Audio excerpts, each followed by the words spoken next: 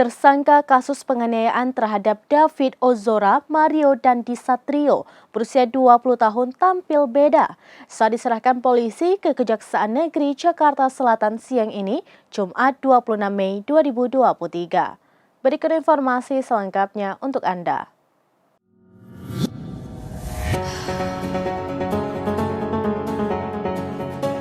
Mario Dandi terlihat menggunakan baju tahanan oranye dengan gaya rambut baru berjalan sembari diapi dua petugas kepolisian. Tidak hanya Mario Dandi, Shane Lucas pun turut diserahkan ke kejaksaan siang ini.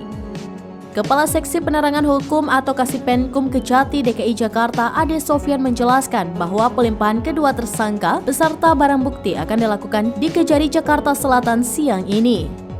Sebelumnya, Kejaksaan Tinggi atau Kejati DKI Jakarta menyebut berkas perkara tersangka kasus penganiayaan terhadap Kristalino David Ozora berusia 17 tahun, Mario Dandi Satrio berusia 20 tahun, dan Shane Lucas berusia 19 tahun lengkap atau P21. Pantauan tribunjakarta.com, Mario Dandi terlihat berjalan sembari diapi dua petugas. Mario Dandi terlihat mengganti gaya rambutnya dari yang terakhir muncul ke publik beberapa waktu lalu. Terlihat Mario Dandi tampak baru saja mencukur rambutnya menjadi lebih rapi.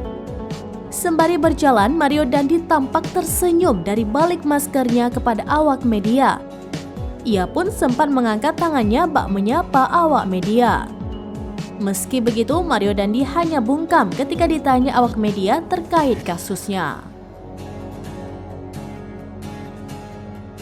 Demikian informasi terkini, Share dan Alon, saksikan terus beragam informasi menarik lainnya. Jangan lupa like dan share seluruh akun seramines.com.